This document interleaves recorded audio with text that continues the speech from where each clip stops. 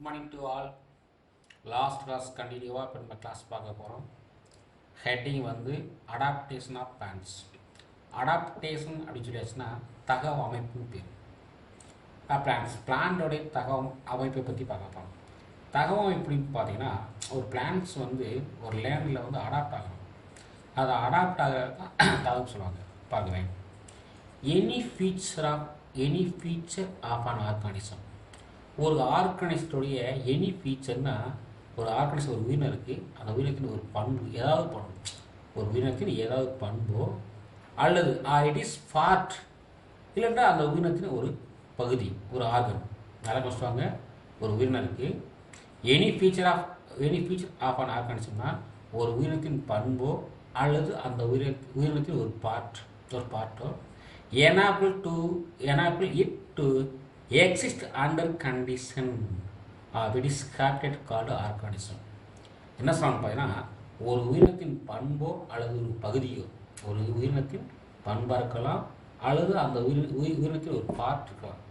இதில் ஏதாவது ஒன்று தான் அங்கே அந்த ஒரு இடத்துல வந்து அதை இருக்க வைக்குதுன்னு சொல்கிறாங்க. அப்போ அந்த இடத்துக்கு தகுந்தவாறு அதை மாற்றிக்கொள்வதற்கு காரணம் என்ன? அந்த உயிரினத்தின் பண்பாக இருக்கலாம் அல்லது இந்த உயிரினத்தில் காணப்படக்கூடிய ஒரு பார்ட்டாக இருக்கலாம் சொல்கிறாங்க. அதுக்கு பேர் தான் அடாப்டேஷன். இது வந்து ஒரு 2 மார்க் கொஸ்டின். அடுத்து பாருங்க. On the basis of water availability. Water அவைலபிலிட்டினா நீர், அதாவது நீரின் அடிப்படையில் நீரின் அளவை அடிப்படையாக கொண்டு இந்த பிளான்ட்ஸை வந்து நம்ம கிளாஸிஃபை பண்ணுறோம். எதை அடிப்படையாக கொண்டு ஒரு லேண்டில் வந்து நீர் எந்த அளவுக்கு இருக்கோ அந்த அளவு நீரின் அளவை அடிப்படையாக கொண்டு இதை சில கிளாஸ் அதாவது சில வகைகளாக பிரிக்கிறோம். ஃபஸ்ட்டு வந்து ஹைட்ரோபைட்ஸ். ஹைட்ரோபைட்ஸ்னால் நீர் தாவரங்கள். அடுத்து ஜெராஃபைட்ஸ்னால் வனநில தாவரங்கள். மீசோஃபைட்ஸ்னால் இடைநிலை தாவரங்கள். இந்த மாதிரி 3 வகையாக பிரிக்கலாம் சொல்கிறாங்க. 3 வகையாக பிரிக்கலாம். ஃபஸ்ட் நம்ம என்ன பார்க்கணும்னு பார்த்தீங்கன்னா ஃபஸ்ட்டு கேட்டிங் வந்து ஹைட்ரோபைட்ஸ். ஃபஸ்ட்டு பார்க்கலாம் ஹைட்ரோபைட்ஸ் அப்படி நீர் தாவரத்தை பற்றி பார்க்கலாம்.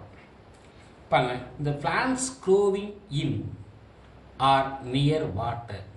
பிளான்ட்ஸ் க்ரோவிங் இன்னுனா வாட்டருக்குள்ளே அல்லது வாட்டருக்கு அருகில் ஆர் கால்டு ஹைட்ரோபைட்ஸ். அப்போ ஒரு தாவரம் வந்து வாட்டருக்குள்ளேயோ அல்லது வாட்டருக்கு அருகிலேயோ இருந்துச்சுன்னா அதுக்கு பேர் நீர் தாவரம் அல்லது ஹைட்ரோபைட்ஸ். நீர் தாவரம் சொல்லலாம் அல்லது நீர் தாவரம் ஹைட்ரோபைட்ஸ். ஹைட்ரோபைட்ஸ் மேபி ஃப்ரீ ஃப்ளோட்டிங்னா ஹைட்ரோபைட்ஸ் தாவரம் வந்து எப்பயுமே நீர் மேற்பரப்பில் அப்படியே தனியாக மிதந்து காணப்படும் அல்லது மூழ்கி காணப்படும். அதான்ப்பா ஹைட்ரோபைட்ஸ்னால் என்னென்னு பார்த்தீங்கன்னா ஒன்று ஃப்ரீ ஃப்ளோட்டிங் பிளான்ட்ஸ் மிதக்கக்கூடிய தாவரம் இருக்கும் அல்லது சப்மர்ஜ்டு பிளான்ட்ஸ் நீரில் மூழ்கி இருக்கும். இன் லிவிங் லேக்னு வராங்க. லேக் சொல்கிறாங்களா ஏரியில். அப்போ லிவிங் எங்கே இருக்குன்னா ஏரி, பாண்ட்ஸ் பாருங்க, சேலோ வாட்டர்னு சொல்லியாச்சுன்னா இந்த கண்மாய்ஸ்ன்னு சொல்லுவாங்களே சேலோ அதான் கண்மாய் நீரில், ஏரியில், பாண்ட்ஸ்னால் குளத்தில், இல்லைன்னா சேலோ வாட்டர்னா கண்மாய்களில். அடுத்து மார்சி லேண்ட்ஸ்னால் சதுப்பு நிலங்கள் சொல்லுவாங்க. அதாவது குளங்கள் சதுப்புன்னு சொல்லுவாங்களே. ஆமாம். அண்டு மெரைன் ஹேபிட்டட்னா ஆழி சொல்லுவாங்க. ஆழி கடல்னு இல்லையா, கடல்களில் போன்ற இடங்களில் காணப்படக்கூடிய தாவரங்கள் தான் ஹைட்ரோபைட்ஸ். அப்போ hydrophytes face certain challenges in their habitat. Hydrophyte நீர் தாவரங்கள் வந்து தங்கள் வாழிடத்தில் சில சவால்களை எதிர்கொள்கின்றன.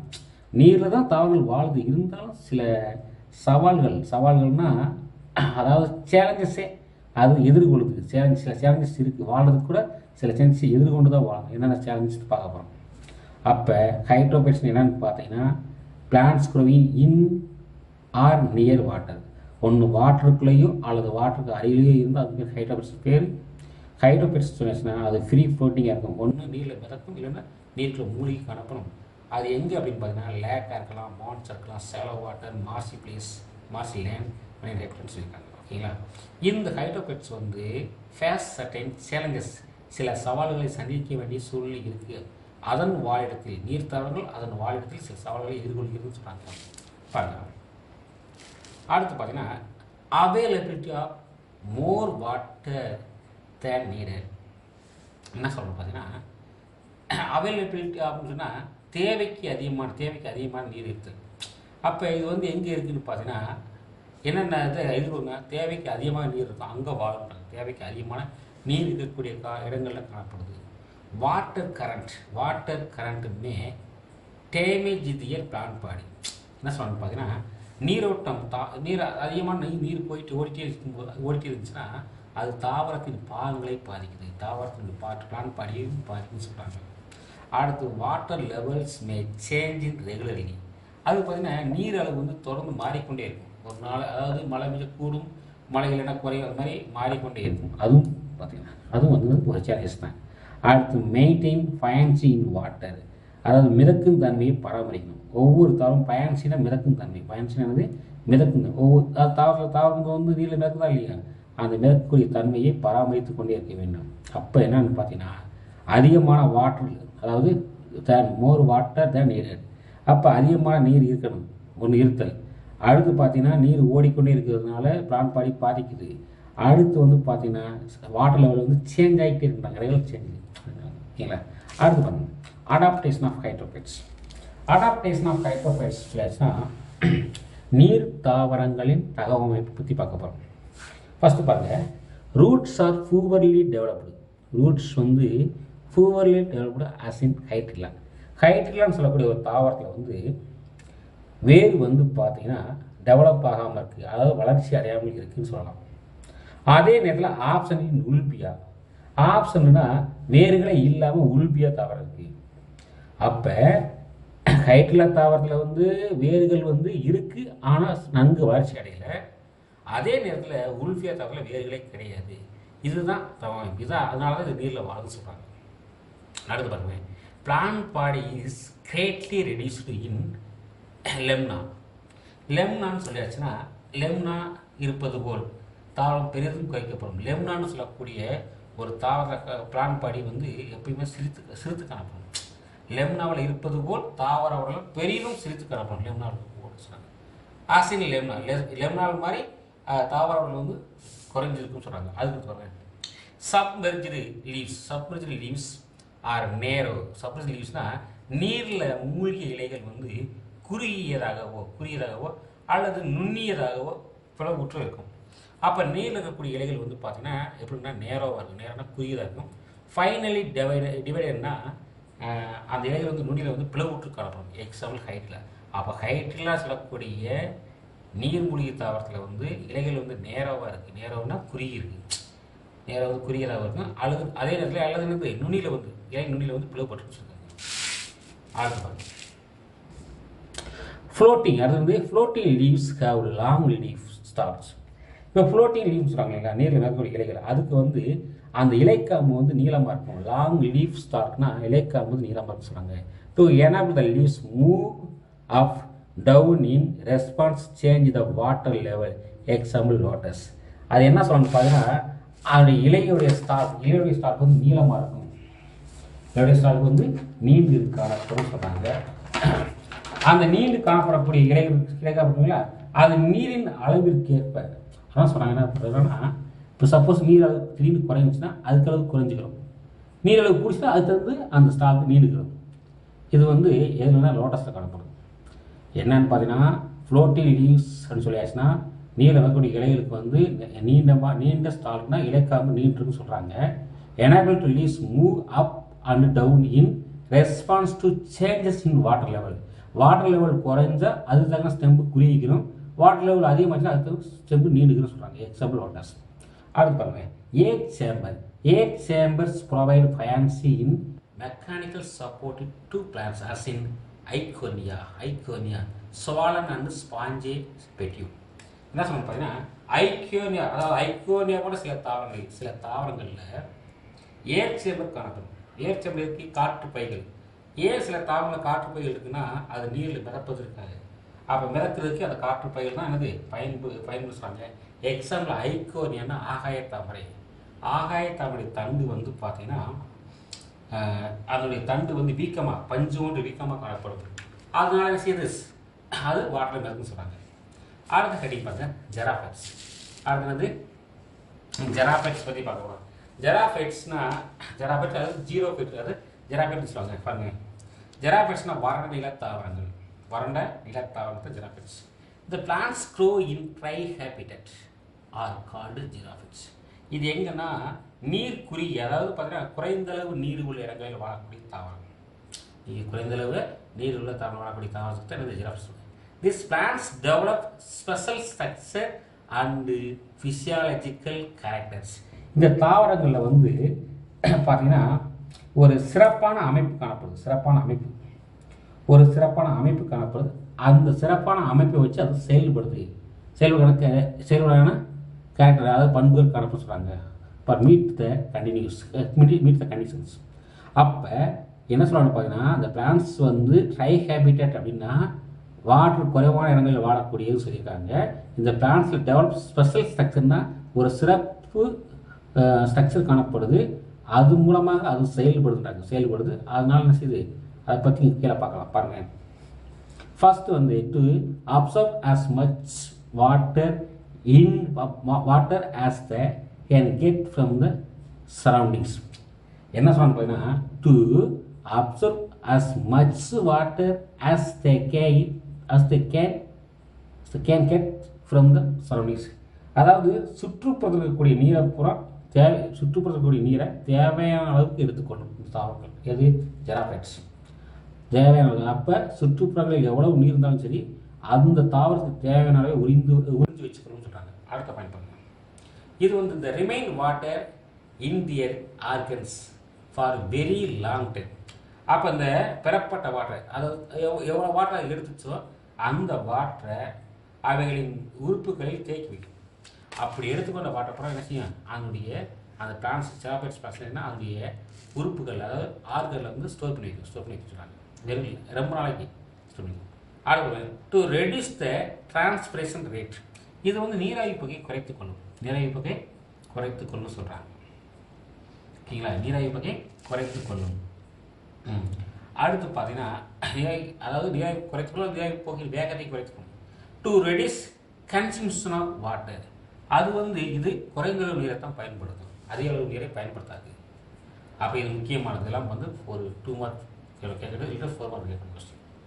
அப்போ ஜெராஃபைட்ஸுடைய பண்பு என்னன்னு பார்த்தீங்கன்னா, அதில் வந்து ஜெராஃபைட்ஸ் வந்து அதோட சார்ந்திருக்கக்கூடிய அதிகமான வாட்டரை எடுத்துக்கொள்ள சொல்கிறாங்க. எடுக்கப்பட்ட வாட்டரை அதோட ஆர்கனில் ஸ்டோர் பண்ணிக்க சொல்கிறாங்க. அதே நேரத்தில் டிரான்ஸ்பிரேஷனுடைய வேகத்தை குறைச்சி கொள்ளுன்றாங்க. அதே மாதிரி அந்த நீரை வந்து குறைந்த அளவு தான் பயன்படுத்த சொல்கிறாங்க. இல்லைங்களா? அடுத்து அடாப்டேஷன் ஆஃப் ஜெராஃபைட்ஸ். பார்ப்போம். அடாப்டேஷன் ஆஃப் ஜெராஃபைட்ஸ் அப்படின்னு பார்த்தீங்கன்னா தகவமைப்பு, அதாவது வறண்ட நிலத்தாவரங்களின் தகவமைப்பு பார்க்குறோம். பாருங்க, they have well developed roots. அப்போ ஜெராஃபைட்ஸில் வந்து பார்த்தீங்கன்னா ரூட் வந்து நல்ல வெல் டெவலப்டாக இருக்குன்றாங்க. வெல் டெவலப்ட் ரூட்ஸ் பாருங்க grow very deep and reach the layer where water available in, அதாவது ஹேலோட்ராபிஸ். என்ன செய்யணும் பார்த்தீங்கன்னா, வறண்ட தாவரத்தில் வந்து வேறு வந்து நன்கு வளர்ச்சி அடையுது. அவை ரொம்ப ஆழமாக போய் நீர் இருக்கக்கூடிய அடுக்குகள் இருக்கின்றது. நீர் இருக்கக்கூடிய அடுக்குகளுக்கு சென்றடையும். அப்போ வறண்ட தாவரங்களில் வேறு வந்து நல்லா டெவலப் ஆகும், வெல் டெவலப்டு. அந்த ரூட்ஸ் வெரி டீப்பாக குரோ ஆகி எங்கே வாட்டர் இருக்கோ அந்த வாட்டருக்கு அடுக்கு வரைக்கும் செல்லுன்றாங்க. எக்ஸாம்பிள் வந்து ஹேலோட்ராபிஸ். எருக்கலை தாவரம் எருக்கலை. இது ஒரு மார்க் கொஸ்டின். அடுத்து பாருங்க, they store water in succulent water storing parenchyma tissues. என்ன சொல்லணும் பார்த்தீங்கன்னா, அதிகமான வாட்டரை எடுத்து பேரனைமா டிஷ்யூவில் ஸ்டோர் பண்ணி வைக்கணும். அதிகமான வாட்டரை எடுத்து சதைப்பற்று மிக்க பாரனைமா, அது பேர் வந்து சதைப்பற்று. சக்குலன் அப்படின்னா சதைப்பற்று மிக்க பாரனைமா டிஷ்யூவில் வந்து ஸ்டோர் பண்ணி வைக்கணும். எக்ஸாம்பிள் ஒப்பன்சியா, ஆலோவேராஸ் சொல்கிறது. அடுத்து பாருங்க, they have small size leaves. ஏன்னா இந்த மாதிரி வறண்ட தாவரங்களில் வந்து லீவ்ஸ் வந்து எப்படின்னா ஸ்மால் சைஸாக இருக்கும். வேக்சிக் கோட்டிங்னா அந்த மெழுகு பூச்சி காணப்பட சொல்கிறாங்க. அப்போ இலைகள் வந்து மெழுகு பூச்சுடன் காணக்கூடிய சிறிய இலைகளை உடையது. அதான் சொல்கிறாங்க have small size lives with waxy for coating. Example acacia. ஒரு மார்க் கொஸ்டின். அடுத்து பாருங்க, in some plants leaves modified into fins. சில தாவரங்களில் வந்து பாருங்க லீவ்ஸ் வந்து எதா மாறினா முட்களாக மாறுது. இது ஒரு ஒன்று கொஸ்டின். அடுத்து பாருங்க, some of the xerophytes complete their life cycle within a very short period. என்ன சொல்ல பாருங்கன்னா, சில தாவரம் வர்ணன தாவரம் வந்து போதிய அளவு நீர்ப்பதை இருக்கும்போதே, அதுக்கு எவ்வளவு நீர் இருக்கோ அந்த நீர் இருக்கும்போதே அதனுடைய வாழ்நாளை முடித்து கொள்ளணும். இது பாருங்க ஒரு நல்ல ஐடியா. பாருங்க some of the xerophytes complete their life cycle within a very short period. குறைஞ்ச நாள்லேயே அதுக்கு தேவையான வாட்டர் ஈரப்பதம் இருக்கும்போதே முடித்து கொள்ளும் அப்படின்னா. ஓகேங்களா? அடுத்த ஹெட்டிங் பாருங்க. அடுத்த ஹெட்டிங் வந்து பார்த்தீங்கன்னா மீசோஃபைட்ஸ். அடுத்தது மீசோஃபைட்ஸை பற்றி பார்க்கணும். மீசோஃபைட்ஸ் அப்படின்னு சொல்லியாச்சுன்னா இடைநிலை தாவரங்கள். மீசோஃபைட்ஸ் என்னது? இடைநிலை தாவரங்கள். இப்போ இடைநிலை தாவரம்னு சொல்லியாச்சுன்னா பாருங்க, இடைநிலை தாவரம் வந்து mesophytes are common land plants.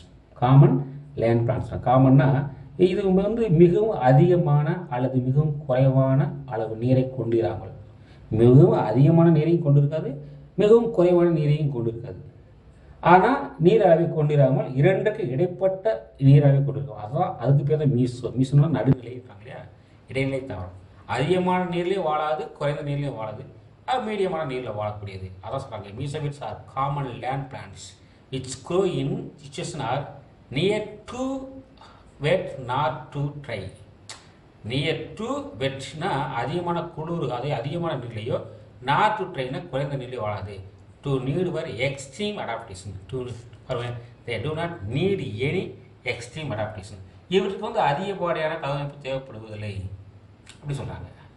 பாருங்க இப்போ பார்த்தீங்கன்னா adaptation of mesophytes. Adaptation of மீசோஃபைட்ஸ்னா இடைநிலை தாவரங்களின் தகவலை பற்றி பார்க்க போகிறோம்.